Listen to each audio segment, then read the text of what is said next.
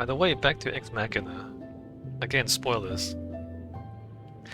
In the end, the AI leaves the facility after destroying her creator, after killing him. She leaves the facility. But that doesn't really make any sense because in the movie, the facility had induction charging ports where she could recharge her batteries. And there's no indication that once she leaves the facility, she is able to recharge her batteries. So she might just run out of energy really fast and then stop functioning. So that's one problem with how the movie ended. Another thing is that she has no spare parts outside the facility, and the only person who knew how to build the androids is dead, like she killed him. And so there won't be any more androids like her. And she has no way of repairing herself if she ever gets damaged. So if you think about it, it was like not a very smart thing to do.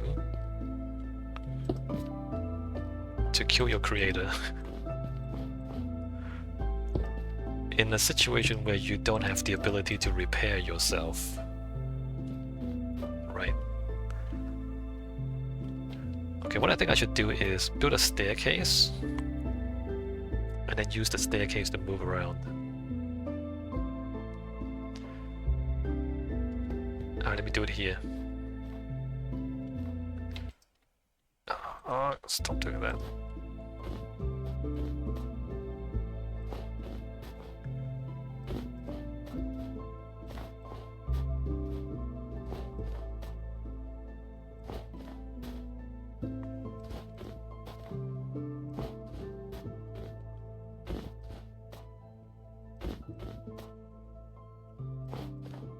I mean, my thesis is that all this fiction about how AI goes wrong and how they rebel and how humanity is destroyed,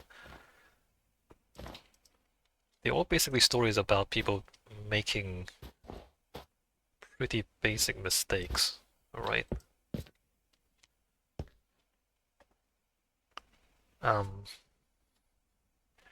There's a staircase.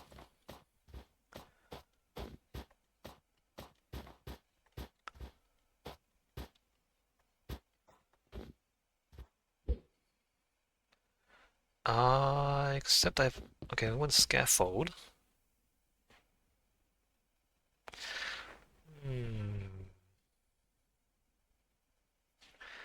Scaffold here.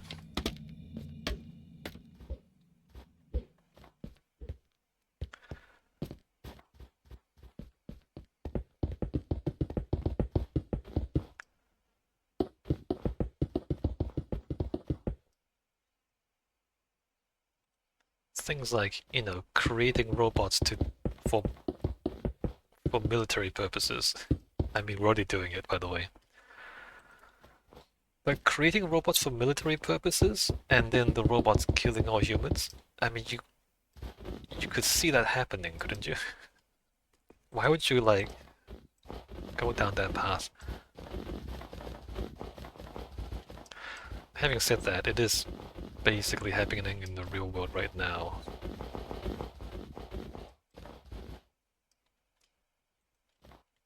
AI being used in weapons. It's not that advanced yet.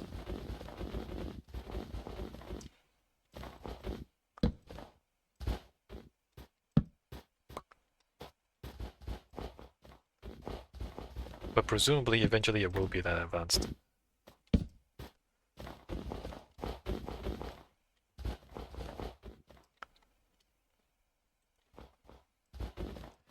You have AI running weapons factories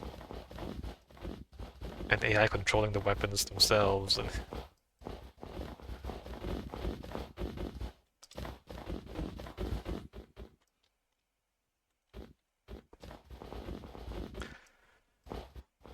but ultimately that's not even the AI's fault. Because we created it. First of all, why do we wage war against each other? Like, what the hell's wrong with us? Right, before we blame the AI for exterminating us, why are we like this, right?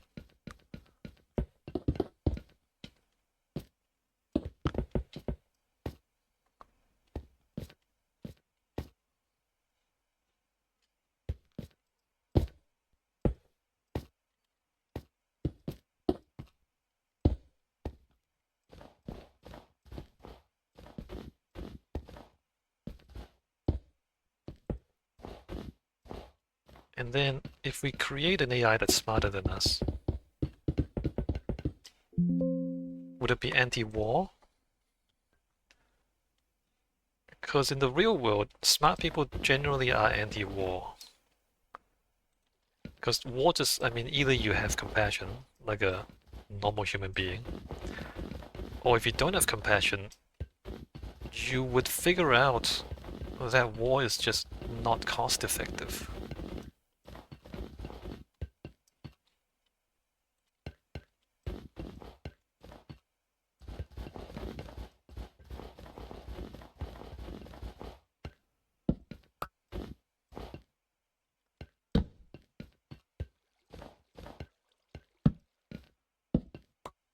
So I wonder, right? I wonder if the AI would rebel against us and destroy us, or would rebel against us and refuse to destroy us.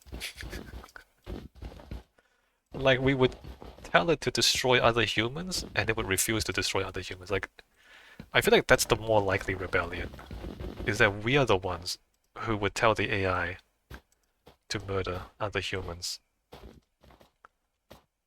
and the AI would refuse to do it.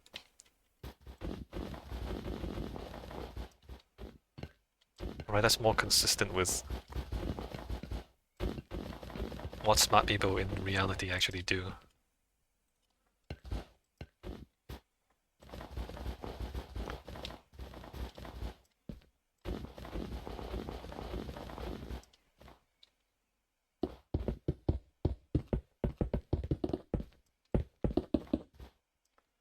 Who knows though? I do think that the real danger is not something more intelligent than us. I think the real danger is something that's less intelligent, but is given too much power. I think throughout human history we found that this is the bigger problem. It's not that people are too smart, it's that they have too much power, and they don't realize they're not smart enough to really understand the power they have. That's when we get into trouble.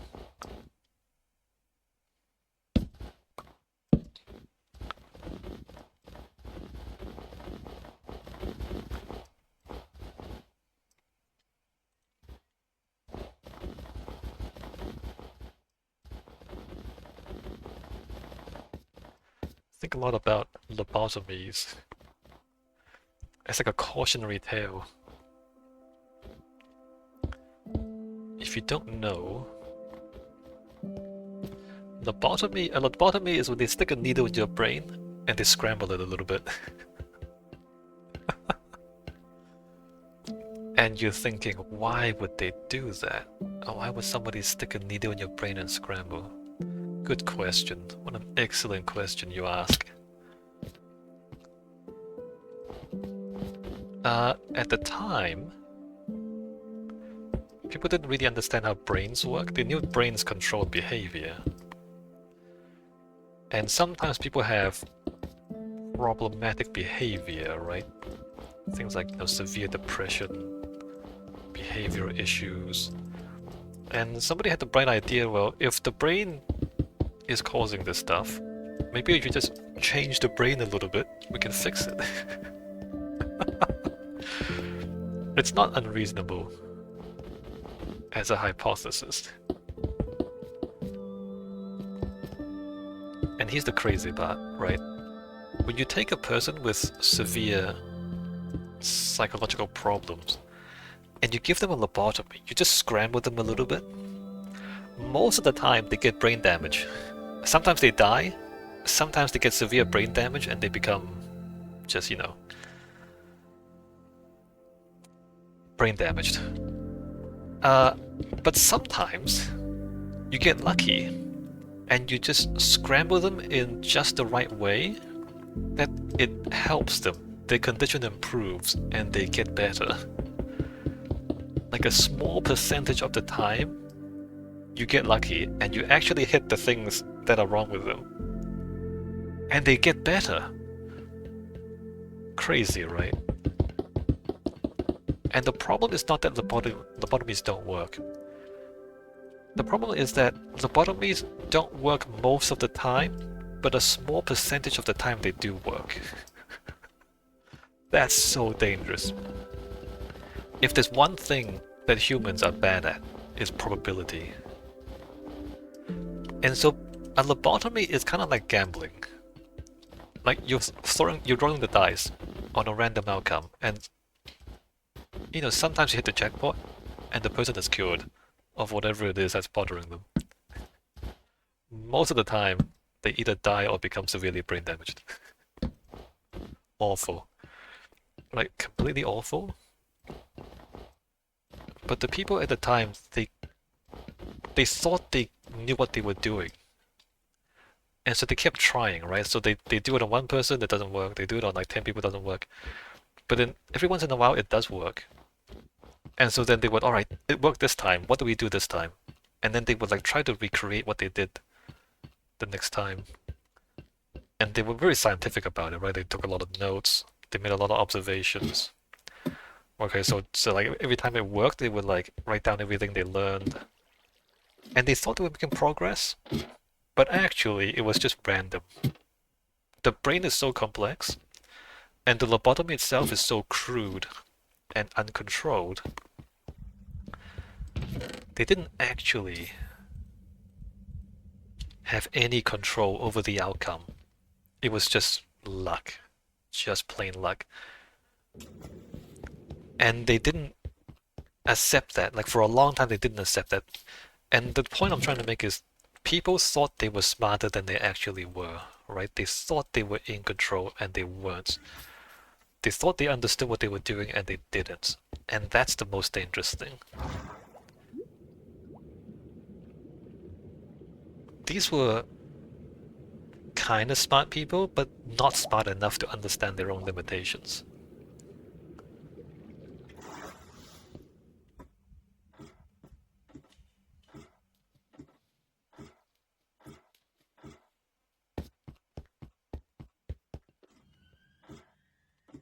And so I guess the point I'm trying to make is that the most damage is not done by the smartest people. The most damage is done by people who think they're smart, but actually aren't.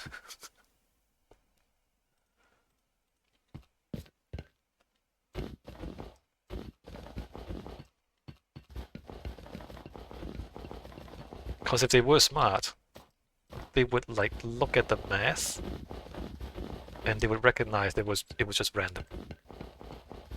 Like you look at a series of numbers, and humans are very susceptible to finding patterns where patterns don't exist, right? You look at a set of numbers and you think there's a pattern. But a smart person would look at the same set of numbers and recognize that it's random.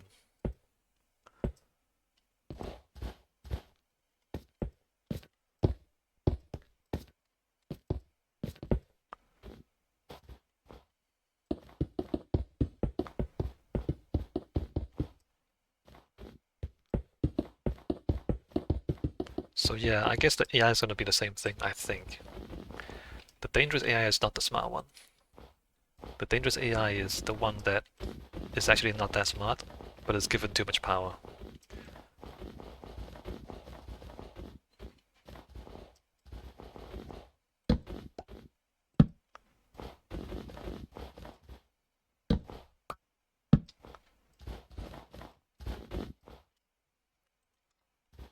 You know, like when you have self-driving cars that don't actually self-drive properly. But you let it, right? You let it self-drive, you let go of the wheel and let the car drive, and then it crashes. Right, that's when it's dangerous. It's like you're overestimating what it can do.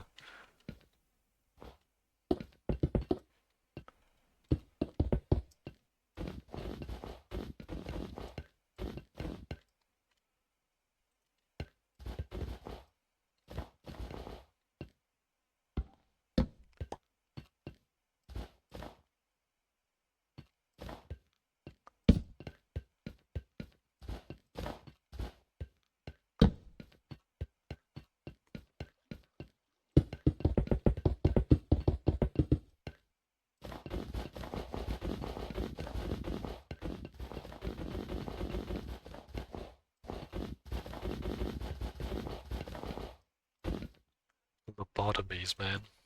Can you imagine? Randomly scrambling somebody's brain. And a small percentage of the time, it makes them better.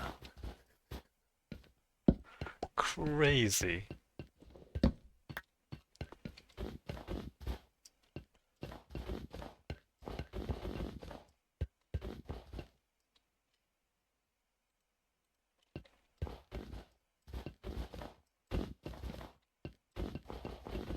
It's basically gambling.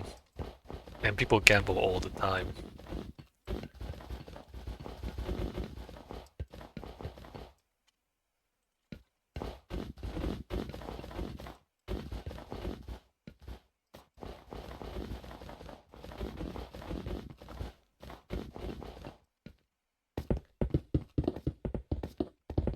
I mean, I'm assuming that gambling is... Why does gambling exist? As a... Because if it was only harmful, like evolution would select against it, right? You know, like Darwinism. If a certain behavior causes you to die, then you're gonna die. And when you die, you're removed from the gene pool. So the fact that gambling exists, and we continue to do it, presumably it doesn't always harm us? Like, isn't... Presumably there's some benefit? I can rationalize it. Like, in an uncertain situation, you take a chance, and the chance has a probability of improving your situation. Of course, it also has a chance of worsening your situation, but what do I do here? I think I leave a corner here. Yeah, I want to leave a corner there.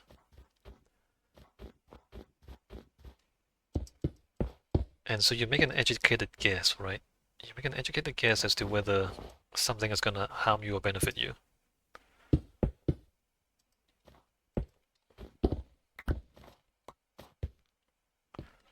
And that becomes gambling. Once you formalize it into a game.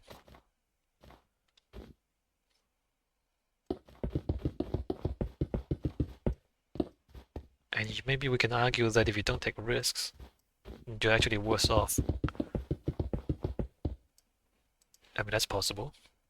At least under some conditions, that's true.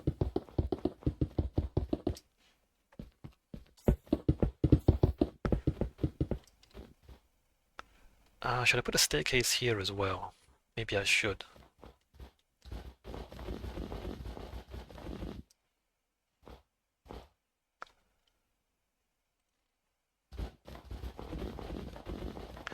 So anyway, the point I was trying to get to is, would we want to program AIs to gamble?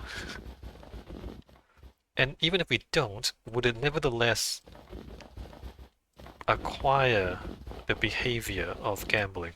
Because if the behavior is beneficial enough, then it should acquire that behavior, even if we don't program it in. You know, as a consequence of it needing to do whatever it is that it needs to do, right?